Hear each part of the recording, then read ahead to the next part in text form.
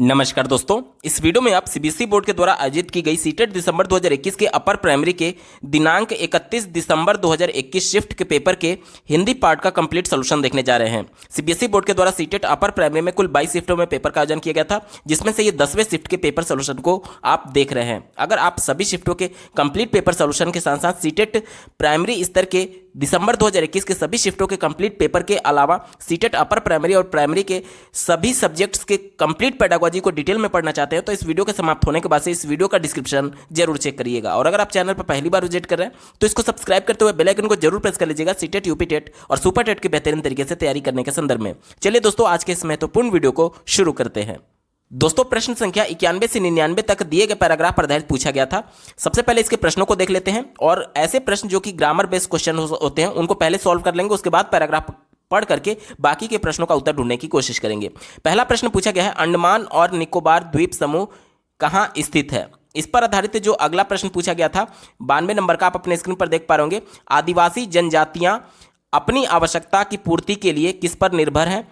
93 number का प्रश्न है, जारवा इनमें से क्या करते हैं। 94 नंबर का प्रश्न है, जारवा हमसे ज़्यादा बेहतर हैं क्योंकि वे। 95 नंबर का प्रश्न देखिए, गद्यांश के आधार पर बताइए कि हम में अभी भी क्या सीखना है। इस पर आधारित जो 96 नंबर का प्रश्न पूछा गया था, देखिए दिया गया है, उन्हें पर्यावरण का गहरा ज्ञान है, वाक्य में रेखांकित शब्द क्या है। क्या कहा जा रहा है, उन्हें पर्यावरण का गहरा ज्ञान है। देखिए ज्ञान जो है वो गहरा जो है वो किसकी विशेषता बता रहा है, ज्ञान की, और ज्ञान क्या है, संज्ञा है। तो जो शब्द संज्ञा या सर्वनाम की विशेषता बताते हैं उसे हम लोग क्या बोलते हैं, विशेषण। तो ऑप्शन नंबर 3 इसका विशेषण बिल्कुल सटीक जवाब हो जाएगा। ठीक है, चलिए 97 नंबर का प्रश्न दिया गया है, पर्यावरण का सही विग्रह है। तो पर्यावरण का सही विग्रह क्या हो जाएगा, देखिए परि प्लस आवरण। आवरण का मतलब होता है चारों तरफ से, और परि मतलब कि जो घेरे हुआ है, यानी कि चारों तरफ से जो घेरे हुआ है उसे ही पर्यावरण बोलते हैं। विकल्प नंबर 2 यहां पर बिल्कुल सटीक जवाब हो जाएगा।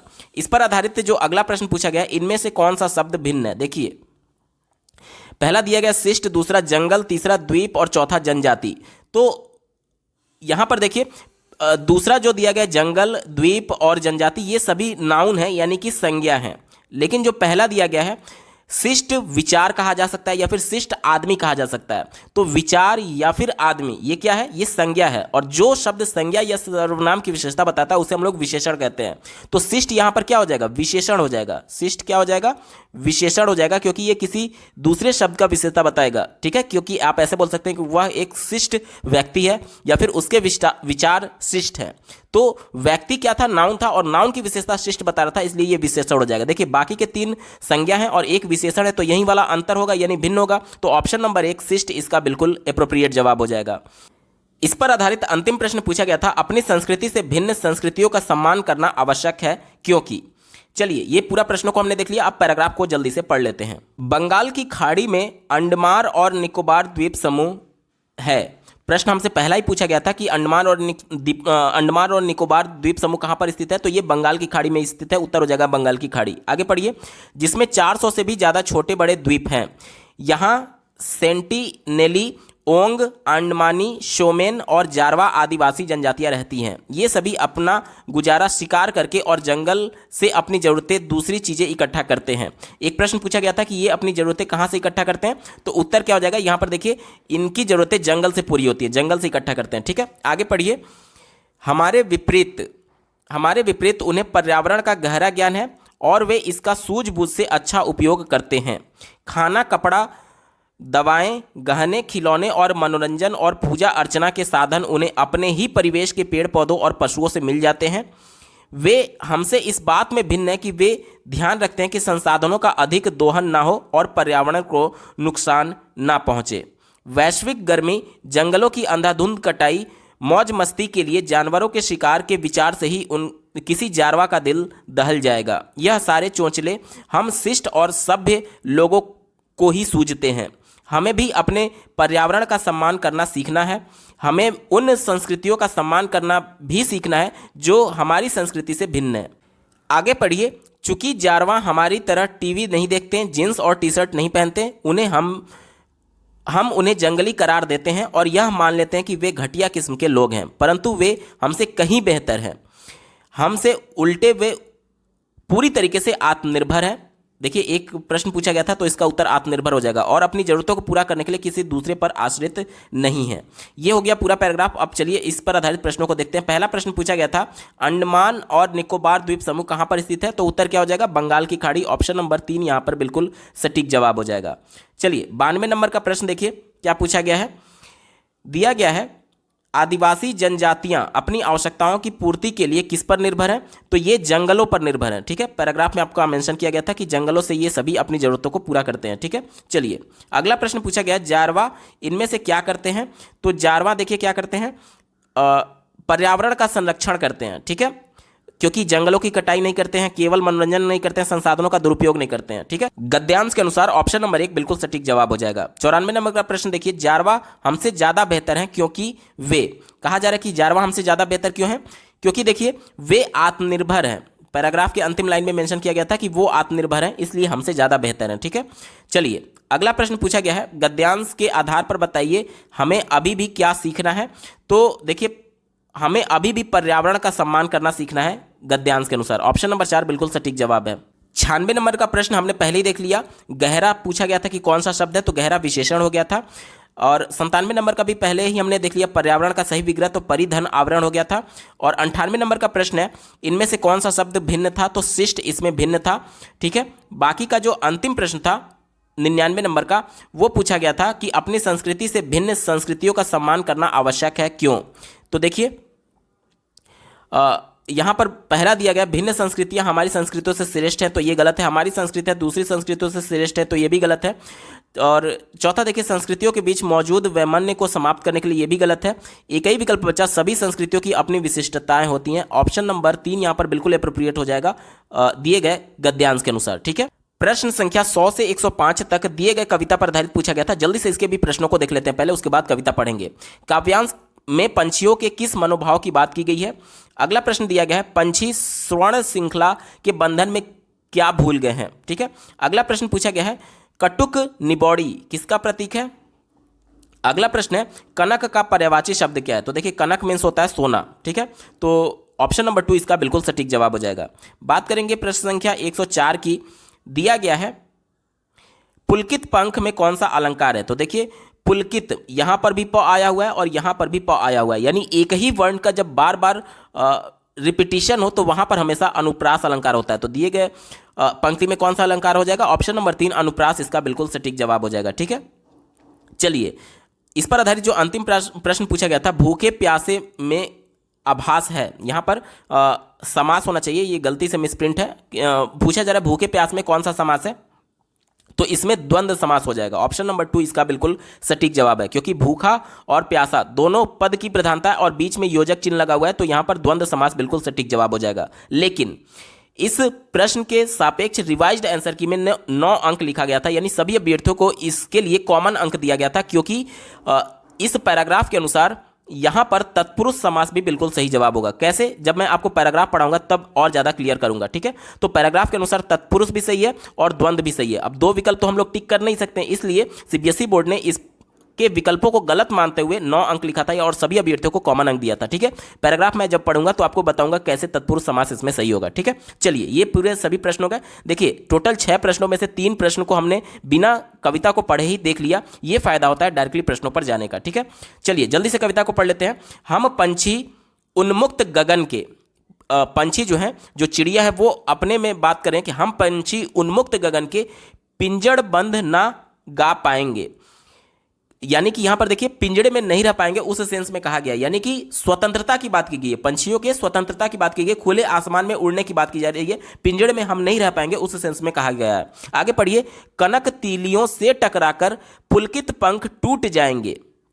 कनक तीलियों यानी कि सोने की तीलियों से टकरा करके हमारे जो पंख हैं वो टूट जाएंगे। हम बहता जल पीने वाले मर जाएंगे भूखे प्यासे। देखिए यहां पर क्या कहा गया है, मैंने बोला था आपको कि जब मैं कविता पढ़ाऊंगा तो क्लियर करूंगा। मर जाएंगे भूखे प्यासे, यानी किससे मर जाएंगे, भूख और प्यास से मर जाएंगे। यहां पर से का फीलिंग आ रहा है, मर जाएंगे भूख प्यास से का फीलिंग आ रहा है ना। तो जब भी कोई कारक चिन्ह लोप हो, जैसे यहां पर देखिए से कारक चिन्ह का लोप हुआ है, तो जहां पर से कारक किसी भी कारक चिन्ह का लोप हो तो वहां पर हमारा तत्पुरुष समास होता है। इस वजह से यहां पर तत्पुरुष समास भी सही होगा और द्वंद्व समास भी सही होगा। दो विकल्प सही होने की वजह से सभी अभ्यर्थियों को कॉमन अंक दिया गया था। यहां तक क्लियर? चलिए आगे पढ़ लेते हैं। कहीं भली है कहीं भली है कुटुक निबोड़ी। देखिए हमसे क्या पूछा गया था, एक प्रश्न में पूछा गया था कटुक निबोड़ी का मतलब क्या होगा। तो क्या कहा जा रहा है कि मर जाएंगे भूखे प्यासे, कहीं भली है कुटुक निबोड़ी, यानी कि कहीं भली है कुटुक निबोड़ी कनक कटोरी की मैदा से। यानी कि ये कहा जा रहा है कि जो कनक यानी सोने का जो कटोरी है और उसमें जो मैदा है या फिर खाने के लिए जो भी वस्तु है उससे कहीं भली कटुक निबोड़ी है, यानी हमारा अभाव है, हमारी गरीबी है, हमारे खाने के लिए पैसे नहीं है, हमारे पास खाने के लिए कुछ भी नहीं है। ये चिड़िया बात कर रही है, हमारे पास खाने के लिए कुछ भी नहीं है, फिर भी उससे लाख गुना बेहतर है, हम अभाव में हैं, लेकिन उससे लाख गुना बेहतर है कि हम सोने के कटोरी में पिंजड़े में बैठ करके मैदा या फिर इस प्रकार का कुछ भी खा रहे हो। ठीक है, तो यहां पर कटुक निबोड़ी का मतलब क्या है? अभाव से है। ठीक है, चलिए आगे पढ़िए। स्वर्ण श्रृंखला के बंधन में अपनी गीत उड़ान सब भूले। एक बार कविता में हमसे पूछा गया था कि पिंजड़े में रहने से वो क्या भूल गए हैं, तो देखिए अपना उड़ान भूल गए हैं। ठीक है, उड़ान इसका बिल्कुल सटीक जवाब हो जाएगा। बाकी के प्रश्नों को सॉल्व करने के लिए हमें पैराग्राफ कविता पढ़ना था, कविता को हमने पढ़ लिया, बाकी के प्रश्नों को जल्दी से देख लेते हैं। कहा जा रहा है कि काव्यांश में पंछियों के किस मनोभाव की बात की गई है, तो देखिए स्वतंत्रता की चाह की बात की गई है। ऑप्शन नंबर 2 यहां पर बिल्कुल सटीक जवाब हो जाएगा। ठीक है, चलिए 101 नंबर का प्रश्न है, पंछी स्वर्ण श्रृंखला के बंधन में क्या भूल गए हैं, तो उड़ना भूल गए हैं, अंतिम लाइन में मेंशन किया गया था। ठीक है, चलिए अगला प्रश्न पूछा गया है, कटुक निबोड़ी किसका प्रतीक है, तो अभी मैंने आपको समझाया कि कटुक निबोड़ी अभाव का प्रतीक है। ऑप्शन नंबर 1 यहां पर बिल्कुल सटीक जवाब हो जाएगा। बाकी के देखिए कनक का पर्यायवाची हमने देख लिया, सोना था। इसके बाद से चौथा जो प्रश्न था इसका भी हमने देख लिया, पुलकित पंख में कौन सा अलंकार है, तो इसमें अनुप्रास अलंकार हो गया था। और अंतिम प्रश्न जो था भूखे प्यासे में कौन सा समास था, तो अगर केवल पैराग्राफ नहीं होता तो भूखे प्यासे में आपका द्वंद्व समास था, लेकिन पैराग्राफ के अनुसार तत्पुरुष समास भी सही है। इस वजह से इसके चारों विकल्प गलत मानते हुए सीबीएसई बोर्ड ने सभी अभ्यर्थियों को कॉमन अंक दिया था और रिवाइज्ड आंसर की में 9 लिखा था। यह सही तरीका है पैराग्राफ और कविता के प्रश्नों को सॉल्व करने का। उम्मीद करता हूं आपको बेहतर ढंग से समझ में आया होगा। अगला प्रश्न पूछा गया है, भाषा अधिगम में अंतःक्रिया परिकल्पना क्या है। देखिए भाषा अधिगम के लिए अंतःक्रिया यानी इंटरैक्शन हाइपोथेसिस क्या है, ये हमसे पूछा जा रहा है। तो इसके संदर्भ में एक सिद्धांत दिया था क्रैशन ने, जिसमें उन्होंने ये बताया था कि बच्चे को कुछ भी सिखाना है भाषा के संदर्भ में, तो बच्चे का जो स्तर है I+1 का सिद्धांत उन्होंने दिया था। यानी बच्चे का स्तर मान लीजिए इतना है, तो उसके स्तर से उसको ज़्यादा बताना पड़ेगा, यानी एक स्तर ऊपर बताना पड़ेगा, तभी बच्चे के संज्ञान में कुछ नई चीज़ें आएंगी और बच्चा कुछ नया सीख सकता है। इसी को उन्होंने I+1 हाइपोथेसिस नाम दिया था। ये क्रैशन का सिद्धांत था। उसके बाद से लॉन्ग आकर के ये बताते हैं, लॉन्ग भी एक मनोवैज्ञानिक थे, उनका ये मानना था कि सिर्फ निवेश देने से कोई फायदा नहीं होगा, यानी कि बच्चों को इंफॉर्मेशन एक स्तर ऊपर देने से फायदा नहीं होगा। जब तक बच्चा जिस भाषा को सीखना चाहता है उस भाषा में निवेश के बाद से जब तक उस भाषा का प्रयोग इंटरेक्शन के लिए नहीं करेगा, यानी कि दैनिक जीवन में अंतःक्रिया के माध्यम से, दैनिक जीवन में कम्युनिकेशन के माध्यम से उस भाषा में प्रैक्टिस नहीं करेगा, उस भाषा का प्रयोग नहीं करेगा, तब तक वो भाषा को नहीं सीख सकता है। यही अंतःक्रिया परिकल्पना कहा जाता है, जो कि लॉन्ग ने दिया था। ठीक है, तो हमारा उत्तर क्या हो जाएगा, देखिए चौथे विकल्प में बात की गई है, शिक्षार्थियों को द्वितीय अथवा विदेशी भाषा यानी टारगेट लैंग्वेज की बात की जा रही है, सीखने के लिए निवेशों पर आधारित अंतःक्रिया करनी चाहिए। देखिए यहां पर क्रैशन ने जो बता दिया कि हाँ बच्चे को निवेश देना होगा, मतलब कि जो कुछ भी बच्चे को भाषा सिखानी है उसका निवेश देना होगा एक स्तर ऊपर, जितना बच्चा जानता है उससे ऊपर। अब निवेश तो दे दिया गया, तो क्या केवल निवेश देने से बच्चा सीख जाएगा? नहीं सीख पाएगा, क्योंकि बच्चा खुद करके सीखेगा। इस वजह से निवेश जो दिया गया है उस पर आधारित, यानी जो कुछ भी बच्चे को कॉन्सेप्ट के तौर पर बताया गया है, अब उस कॉन्सेप्ट को प्रैक्टिकल लाइफ में कम्युनिकेट करके, इंटरैक्ट करके चीजें और ज्यादा बच्चा उस भाषा को सीखेगा। तो वहीं हमसे बोला जा रहा है कि जो टारगेट लैंग्वेज है द्वितीय या फिर विदेशी भाषा, उसको सीखने के लिए निवेशों पर आधारित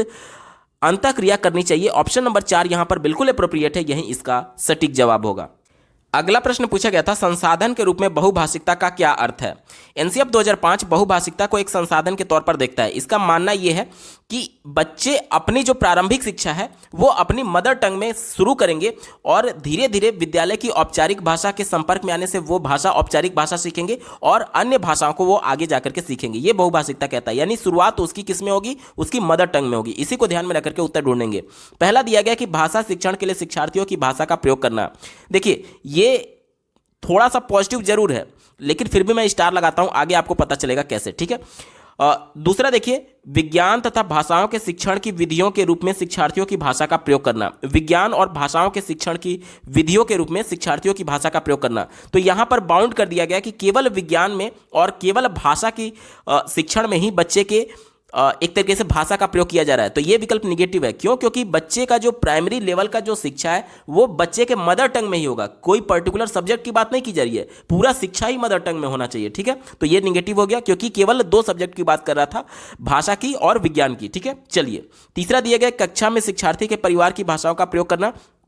तो ये निगेटिव है। क्यों निगेटिव है? क्योंकि बच्चे के परिवार की जो भाषा है वो कहीं ना कहीं इस वाले विकल्प में आपको देखने को मिल रही होगी, भाषा शिक्षण के लिए शिक्षार्थियों की भाषा का प्रयोग करना, क्योंकि जो शिक्षार्थी के परिवार का भाषा वहीं तो बच्चे के परिवार का भाषा है। तो ये विकल्प पहले से ऑप्शन नंबर 1 में इंक्लूडेड है, इस वजह से ये संकुचित है, हमारा उत्तर नहीं होगा।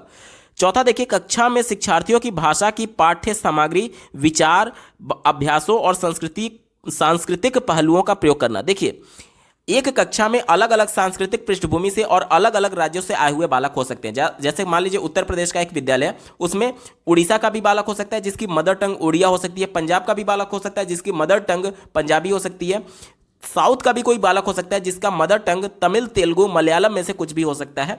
तो इन सभी कंडीशंस में एक ही स्कूल में 5 से 7 मदर टंग बोलने वाले विद्यार्थी हो सकते हैं। तो कैसे ये प्रैक्टिकली संभव है कि प्रत्येक बच्चे को इंडिविजुअली टीचर अलग अलग उनकी भाषा में पढ़ा पाए? तो बहुभाषिकता ये कहती है कि बच्चे को आप स्वतंत्रता दे दीजिए कि वो बच्चे अपनी मदर टंग यानी अपनी मातृभाषा में अपने आप को एक्सप्रेस करेंगे और धीरे धीरे जो विद्यालय की औपचारिक भाषा है उसके संपर्क में आने से उसको वो लोग सीख रहे होंगे, ठीक है। तो बहुभाषिकता का मतलब क्या हो गया कि बच्चे को कंफर्टेबल फील कराना है। कैसे कंफर्टेबल फील करेगा? जब वो अपनी मातृभाषा का प्रयोग करेगा। हो सकता है कि टीचर सभी की मातृभाषाओं में ना बोल पाए, सभी की मातृभाषाओं में ना कम्युनिकेट कर पाए, लेकिन कम से कम एटलीस्ट बच्चा तो कम्युनिकेट कर ही सकता है ना अपनी मदर टंग में। इसलिए बहुभाषिकता ये कहती है कि देखिए, बच्चों की भाषा को अगर टीचर नहीं भी बोल पा रहा है तो उसके संस्कृति से जुड़े हुए पहलुओं पर विचार किया जा सकता है और उसके संस्कृति से जुड़े हुए चीज़ों का कक्षा में चर्चा किया जा सकता है ताकि बच्चा कंफर्टेबल फील हो। इसके अलावा बच्चे को जो पाठ्य सामग्री, विचार और अभ्यास कराए जाने हैं वो भी उसके परिवेश से जुड़ा होना चाहिए। इस वजह से कहा जा रहा है कि बच्चे की भाषा की पाठ्य सामग्री, ठीक है। तो ऑप्शन नंबर 4 बिल्कुल अप्रोप्रिएट है और यही इसका सटीक जवाब हो जाएगा। और जो पहला दिया गया था कि भाषा शिक्षार्थियों की भाषा का प्रयोग करना, इसलिए मैंने इस पर स्टार लगाया था। देखिए, ये जो है ये चौथे में पहले से इंक्लूडेड है। क्यों? क्योंकि बच्चों के सांस्कृतिक पहलू और बच्चों के विचार और पाठ्य सामग्री की बात की गई थी। तो मान लीजिए कोई एक सांस्कृतिक पृष्ठभूमि से बालक आ रहा है जिसमें किसी पर्टिकुलर वस्तु को उसकी भाषा में कुछ अलग कहा जा रहा है, तो जाहिर सी बात है उसकी भाषा में जो कुछ भी कहा जा रहा है उसको कक्षा में इंक्लूड करने की बात कर रहा था चौथा वाला विकल्प। यानी कहीं ना कहीं बच्चे की भाषा का यूज किया जा रहा है क्योंकि उसकी भाषा में जो उस वस्तु को कहा जा रहा होगा उसी वस्तु को तो इंट्रोड्यूस किया जा रहा है, यानी उसकी भाषा का प्रयोग किया जा रहा है। इस वजह से पहला वाला विकल्प जो है वो चौथे में पहले से इंक्लूडेड है, इसलिए पहला वाला अब संकुचित हो जाएगा, हमारा उत्तर नहीं होगा और ऑप्शन नंबर 4 बिल्कुल एप्रोप्रिएट जवाब हो जाएगा। उम्मीद करता हूं आपको बेहतर ढंग से समझ में आया होगा। अगला प्रश्न पूछा गया था, शिक्षार्थी उपलब्धियों के उन स्तरों को दूसरों की मदद से प्राप्त कर सकते हैं जिन्हें वह अकेले अपने आप नहीं प्राप्त कर पाते। भाषा अधिगम में यह धारणा किस रूप में जानी जाती है? तो दूसरों की मदद से वो एक तरीके से उस स्तर को प्राप्त कर रहे हैं या फिर उपलब्धि को प्राप्त कर रहे हैं, ठीक है। तो दूसरों की मदद ली जा रही है यानी सहारा देने संबंधी परिकल्पना। ऑप्शन नंबर 4 यहां पर बिल्कुल एप्रोप्रिएट जवाब हो जाएगा। अगला प्रश्न पूछा गया था, मेघा ने एक ओवन खरीदा, वह उसके चलाने का तरीका जानना चाहती है। कौन से बटन से ओवन चलेगा? विशेषकर यह जानने के लिए उसने निर्देशों को पढ़ना शुरू किया। पठन के इस उपकौशल को किस नाम से जाना जाता है? तो देखिए, अभी जो मेघा है उसको ओवन चलाना नहीं आता है, तो जाहिर सी बात है उसे पूरे प्रोसेस को समझना होगा, सीखना होगा, और वो जो उसके साथ पुस्तिका दी गई रहती है एक बुक दी गई रहती है पतली सी, जिसमें सभी इंस्ट्रक्शंस लिखे गए रहते हैं, उसको पढ़ रही है, तो किस प्रकार से ये पढ़ेगी? बारीकी से पढ़ेगी उसको, चीजों को समझने के लिए। ठीक है, ऑप्शन नंबर 1 यहां पर बिल्कुल एप्रोप्रिएट जवाब हो जाएगा। अगला प्रश्न पूछा गया था, एक शिक्षिका अपनी कक्षा में 5 वाक्यों का श्रुत लेख देखती है। वह 5 वाक्यों को 2 बार बोलती है तथा शिक्षार्थियों को वाक्यों को बिल्कुल उसी तरीके से लिखने के लिए कहती है जिस तरह वे बोले गए हैं।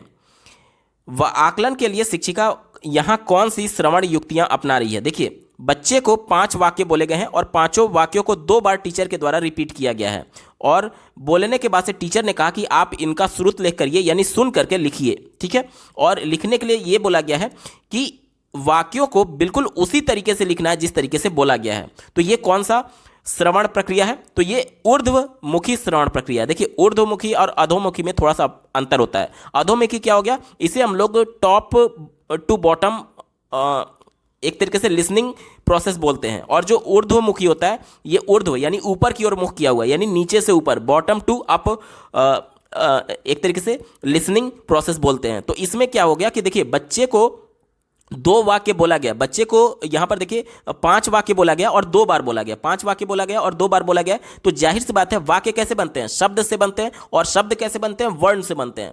तो जब वो सुन रहा होगा तो पूरा वाक्य को अचानक से नहीं सुना होगा। जैसे मैं बोल रहा हूं, मेरा नाम नीरज है, ये एक वाक्य हुआ। मैं आपको सीटेट की तैयारी करा रहा हूं, ये दूसरा वाक्य हुआ। अगर आप सीटेट के लिए अच्छे मार्क्स पाना चाहते हैं तो सीटेट की प्रीवियस ईयर पेपर को सॉल्व करिए, ये तीसरा वाक्य हुआ। तो मैं डायरेक्ट वाक्य को नहीं रिप्रेजेंट कर रहा हूं, मैं शब्दों को मिला करके वाक्य बनते हैं ना, ध्यान से समझिएगा। मैं जब आपको कुछ भी बोल रहा हूं तो आप सुन रहे हैं, तो आप शब्दों को सुन रहे हैं और शब्दों को मिला करके वो वाक्य बन रहा है, और शब्दों से भी पहले आप वर्णों को सुन रहे होते हैं। जैसे कि मैं यहां पर नीरज बोल रहा हूं, तो आप क्या सुन रहे हैं? आप पहले 9 वर्ण सुन रहे हैं, उसके बाद से बड़ी ई वर्ण सुन रहे हैं, उसके बाद से र सुन रहे हैं, उसके बाद से ज सुन रहे हैं, और इन सबको मिल करके पूरा शब्द नीरज बनता है। ठीक है, और इसी प्रकार से कई शब्द मिलकर के आपके वाक्य बनते हैं, और 5 वाक्य मिला करके ये पूरा जो भी अनुच्छेद दिया गया है या फिर श्रुतलेख करने के लिए दिया गया वो हो रहा है। तो यहां पर क्या है, जब हम लोग सुन रहे होते हैं तो जाहिर सी बात है पहले वर्णों को सुनेंगे, वर्णों को मिला करके हम लोग शब्दों को सुन रहे हैं, और शब्दों को मिला करके हम लोग वाक्यों को सुन रहे हैं, और तब लिखने की बात हो रही है। तो हम लोग क्या कर रहे हैं, पहले वर्ण, फिर शब्द, फिर वाक्य, यानी नीचे से ऊपर की ओर चल रहे हैं। नीचे से ऊपर जाने की प्रक्रिया को हम लोग ऊर्ध्वमुखी कहा जाता है। ठीक है, ऑप्शन नंबर 2 बिल्कुल सटीक जवाब है, यही इसका सही उत्तर होगा। अगला प्रश्न पूछा गया था, यहां राहुल तथा करुणा के बीच हो रही बातचीत दी गई है, इसे ध्यानपूर्वक पढ़ें और इस बातचीत के उद्देश्य के बारे में बताएं। देखिए, राहुल और करुणा के बीच बातचीत कर रहे हैं, जल्दी से इसको पढ़ लेते हैं। राहुल कहता है, हेलो, आप कैसे हैं? आपको देखे हुए ज़्यादा समय हो गया है, आप कहाँ थे? इस पर करुणा कहती है, मैं अच्छी हूँ, मैं शहर के बाहर अपने माता पिता से मिलने बाहर गाँव गई थी। आप कैसे हैं? आपके माता पिता कैसे हैं? राहुल बोलता है, वे ठीक हैं, धन्यवाद। अब हमसे ये पूछा जा रहा है कि ये जो बातचीत है, इसका बातचीत के उद्देश्य के बारे में हमें बताना है कि ये किस उद्देश्य के तहत किया जा रहा है। ठीक है, चलिए चौथे विकल्प से शुरुआत करेंगे। कहा जा रहा है कि अंतःवैयक्तिक संप्रेषण। देखिए, अंतःवैयक्तिक और अंतर्वैयक्तिक में थोड़ा सा डिफरेंस होता है। अंतःवैयक्तिक यानी कि एक ही व्यक्ति अपने से खुद से बातचीत कर रहा है, और अंतर्वैयक्तिक में 2 व्यक्ति होंगे। जैसे कि BICS आप लोगों ने पढ़ा होगा, बेसिक इंटरपर्सनल कम्युनिकेशन स्किल। तो इसमें इंटरपर्सनल यानी कि अंतर्वैयक्तिक आता है, यानी कि 2 व्यक्ति इसमें चाहिए ही चाहिए। और अंतर्वैयक्तिक में और विकल्प में क्या दिया गया है? अंतःवैयक्तिक। अंतःवैयक्तिक एक ही व्यक्ति जब खुद से बातचीत करता है तो उसे अंतःवैयक्तिक संप्रेषण कहते हैं। लेकिन यहाँ एक व्यक्ति तो है नहीं, राहुल भी है और करुणा भी है, तो 2 व्यक्ति हैं, इस वजह से अंतःवैयक्तिक नहीं होगा। अगर अंतर्वैयक्तिक होता तो हमारा उत्तर हो सकता था। तीसरा गलत हो गया, चौथा गलत हो गया। तीसरा देखिए, लेन देन का उद्देश्य, यहां पर केवल कम्युनिकेट किया जा रहा है, कुछ भी फिजिकल वस्तु लिए दिए जाने की बात नहीं हो रही है, इस वजह से यह भी हमारा उत्तर नहीं होगा। पहला देखिए, सूचनात्मक उद्देश्य। सूचनात्मक उद्देश्य वहां पर होता है जहां पर हम कोई सूचना दूसरे से कन्वे कर रहे होते हैं। जैसे कि कल मैं विद्यालय नहीं आऊंगा, तो ये एक सूचना है जो मैं दूसरे बच्चे से बातचीत के दौरान दे सकता हूं। या फिर मेरे घर में किसी की तबीयत खराब है, तो ये क्या है? ये एक सूचना है। ठीक ठीक है। लेकिन जब हम लोग किसी से इंटरेक्ट कर रहे होते हैं, उससे भी बातचीत कर रहे हैं, वो भी हमसे हालचाल पूछ रहा है, तो वो सूचना नहीं होता है, ठीक है। तो ये सूचनात्मक उद्देश्य नहीं होगा। सूचना कहने का मतलब कि सिर्फ एक इंफॉर्मेशन कन्वे करना, सिर्फ एक इंफॉर्मेशन डिलीवर करना। तो केवल यहां पर इंफॉर्मेशन डिलीवर नहीं किया जा रहा है। देखिए यहां पर जो बातचीत हो रही है वो भावनात्मक तौर पर हो रही है। वहां पर देखिए करुणा भी उसके माता पिता के बारे में पूछ रही है और राहुल भी उसके माता पिता के हालचाल के बारे में पूछ रहा है, यानी कि एक भावनात्मक जुड़ाव है। और जहां पर भावनात्मक जुड़ाव होता है वहां पर अंतःक्रियात्मक उद्देश्य होता है, ठीक है। वैसे भी आपका एक ही विकल्प बचा था, तो आपको सोचना तो है नहीं। ऑप्शन नंबर 2 यहां पर बिल्कुल एप्रोप्रिएट जवाब हो जाएगा। अंतःक्रियात्मक उद्देश्य सही जवाब है। अगला प्रश्न पूछा गया था, भाषा अधिगम के लिए आकृति उन्मुखी भाषाई निवेश से क्या तात्पर्य। देखिए आप लोगों ने एक टर्म सुना होगा, print rich environment. Print rich environment में क्या होता है, बच्चों के विद्यालय में आप जाएंगे चाहे सरकारी या फिर प्राइवेट में, तो बाउंड्रीज पर, दीवालों पर, कक्षा के अंदर भी विभिन्न प्रकार के दीवालों पर भी कार्टून्स, अल्फाबेट्स, आकृति, इमेजेस सब बने होते हैं। उसी की बात बोला जा रहा है कि आकृति उन्मुखी भाषाई निवेश, यानी कि वो आकृतियां क्यों बने हैं, बच्चे को इनपुट देने के लिए, लैंग्वेज सिखाने के संदर्भ में, ठीक है। तो ये हमसे पूछा जा रहा है कि ये जो आकृति निवेश है इससे क्या तात्पर्य है, आकृति उन्मुखी भाषाई निवेश है, इससे क्या तात्पर्य है। तो देखिए जैसे कि बच्चे के विद्यालय के बाहर की बाउंड्री पर एक बिल्ली का चित्र बना होगा, एक बिल्ली का चित्र बना होगा और उसके आगे एक बड़ा सा सी लिखा रहता है। बच्चे को सी अल्फाबेट सिखाना यहां पर उद्देश्य है। और किससे जोड़ा गया, बच्चे के परिवेश से बिल्ली से जोड़ा गया है। बिल्ली, सी फॉर कैट, बच्चे को सिखाना उद्देश्य है। तो बच्चे को किससे सिखाया जा रहा है, आकृति से। और आकृति किसकी है, बच्चे के परिवेश से लिया गया है। एनसीएफ 2005 बच्चों के परिवेश से जोड़ करके शिक्षा देने की बात करता है। यानी कि बच्चा इस आकृति को देख करके, इस बिल्ली का इमेज को देख करके कैट को उच्चारित करेगा, यानी कि देखिए प्रोनाउंसिएशन यहां पर आ गया। उसके बाद से जब ये आकृति को देखेगा, बिल्ली को देखेगा, तो एक तरीके से मतलब कि कैट शब्द भंडार उसमें वृद्धि हुआ, तो शब्द भंडार आ गया। और व्याकरण का प्रयोग करेगा। कैसे व्याकरण का प्रयोग, देखिए जैसे हम लोग वर्णों को मिलाकर के शब्द बोल रहे होते हैं, जैसे कि मैं अगर मान लीजिए यहाँ पर बिल्ली भी लिख रहा हूँ, तो बिल्ली को कैसे हम लोग इसको बिल्ली ही पढ़ रहे हैं, ये व्याकरण के अंतर्गत होता है। पहले यहाँ पर देखिए ब वर्ण आया हुआ है, इस पर छोटी ई की मात्रा जुड़ी हुई है, फिर आधा ल आया हुआ है यानी नीचे हलंत वाला, फिर पूरा ल आया हुआ है और फिर बड़ी ई आया हुआ है। ये क्या है, ये व्याकरण का ही तो पार्ट है। तो इसीलिए ये बोला गया है कि व्याकरण का प्रयोग। ऑप्शन नंबर 4 बिल्कुल एप्रोप्रिएट है, यही इसका सटीक जवाब होगा। अगला प्रश्न पूछा गया था, शब्द संपदा के संदर्भ में जिन शब्दों को हम लेखन अथवा वाचन में प्रयोग करते हैं उन्हें किस रूप में जाना जाता है। ध्यान से समझिएगा, शब्द संपदा यानी कि वोकैबुलरी की बात की जा रही है। वोकैबुलरी में जैसे भाषा के 4 कौशल होते हैं, सुनना, बोलना, पढ़ना और लिखना। चारों कौशल में सिर्फ हम शब्दों का ही प्रयोग कर रहे होते हैं। जैसे कि देखिए मैं बोल रहा हूं, मैं वाचन कर रहा हूं, मैं बोलते समय मैं शब्दों का ही उच्चारण कर रहा हूं। आप अपने स्क्रीन पर ऑडियो जैक के माध्यम से मेरी आवाज को सुन रहे होंगे, तो आप शब्द को ही सुन रहे हैं। अगर मैं यहां पर एक शब्द लिख रहा हूं नीरज, तो ये एक शब्द मैंने लिखा और आप अपने स्क्रीन पर इस नीरज को पढ़ रहे होंगे, तो ये भी आप एक शब्द ही रिसीव कर रहे हैं। यानी कि चारों कौशल जो होता है, सुनना, बोलना, पढ़ना और लिखना, वो शब्द से ही रिलेटेड है। यहां तक क्लियर। इसीलिए शब्द संपदा के संबंध में बोला गया है। अब हमसे ये पूछा जा रहा है कि लिखने और बोलने में ये किस प्रकार के शब्द संपदा जाना जाता है। तो देखिए जब मैं बोल रहा हूं, भाषा के 4 कौशल जो होते हैं उसमें 2 कौशल रिसिप्टिव होता है और 2 प्रोडक्टिव होता है। रिसिप्टिव क्या मतलब क्या हो गया, जो रिसीव किया जा रहा है। जैसे कि मैं जो कुछ भी बोल रहा हूं, आप अपने मोबाइल में मेरे को सुन रहे हैं, तो आप निष्क्रिय हैं एक तरीके से। सिर्फ आप मेरी बोले गए भाषा को, मेरे बोले गए शब्दों को सुन रहे हैं, यानी कि आप रिसीव कर रहे हैं जो मैं बोल रहा हूं। मैंने यहां पर नीरज लिखा, तो मैं इस शब्द को लिख करके प्रोड्यूस किया और आपने अपने स्क्रीन पर देख करके इस नीरज को रिसीव कर रहे हैं, इस शब्द को रिसीव कर रहे हैं। तो जो पढ़ना होता है और जो सुनना होता है वो रिसेप्टिव स्किल में आता है, और जो बोलना होता है और लिखना होता है वो प्रोडक्टिव स्किल में आता है। प्रोडक्टिव का मतलब क्या हो गया, प्रोड्यूस करना, कुछ भी बनाने के सेंस में। जैसे मैं बोल रहा हूं तो शब्दों को बोल करके प्रोड्यूस ही तो कर रहा हूं, लिख रहा हूं तो लिख करके प्रोड्यूस ही तो कर रहा हूं। तो जो बोलना होता है और जो लिखना होता है, यानी कि वही हमसे बोला गया है, वाचन मतलब कि बोलना और लेखन मतलब कि लिखना। ये क्या होता है, ये प्रोडक्टिव स्किल होता है। और प्रोडक्टिव को ही हिंदी में उत्पादक शब्द संपदा कहते हैं। प्रोडक्टिव का मतलब उत्पादक हिंदी में। ठीक हो गया। तो ऑप्शन नंबर 2 यहां पर बिल्कुल एप्रोप्रिएट जवाब हो जाएगा। अगला प्रश्न पूछा गया था, शब्दों के समूहों के प्रति समझ बना करके शब्द संपदा अर्जित करने की वकालत किसके द्वारा की गई है।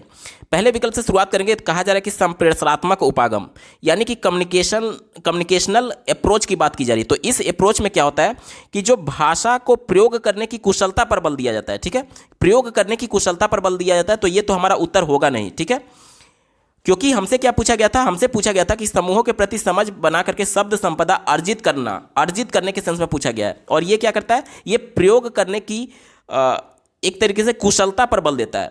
दूसरा दिया गया शब्द जाल। शब्द जाल में क्या होता है कि कथन का वह रूप जिसमें कम से कम शब्दों तथा सीधी बात बहुत अधिक शब्दों तथा भारी भारी शब्दों में लिखी जाती है, यानी कि सीधी बात को भी उलझा करके लिखा गया हो, उसे शब्द जाल कहते हैं, ठीक है।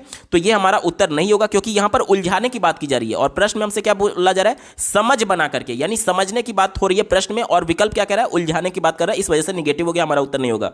चौथा देखिए, शब्द विन्यास। शब्द विन्यास में क्या होता है कि शब्द में जो ध्वनियां हैं उनको जिस क्रम में उच्चारित किया जाता है, लिखने में भी उसी क्रम में विन्यास करने का नाम वर्तनी या फिर इसी को शब्द विन्यास कहा जाता है। यानी कि देखिए, मैंने यहां पर एक शब्द लिखा काम, तो काम कैसे बना हुआ है, क पर आ जुड़ा हुआ है, आ की मात्रा प्लस म जुड़ा हुआ है, इस प्रकार से मिलकर के बना हुआ है। तो इसी को हम लोग शब्द विन्यास कहेंगे।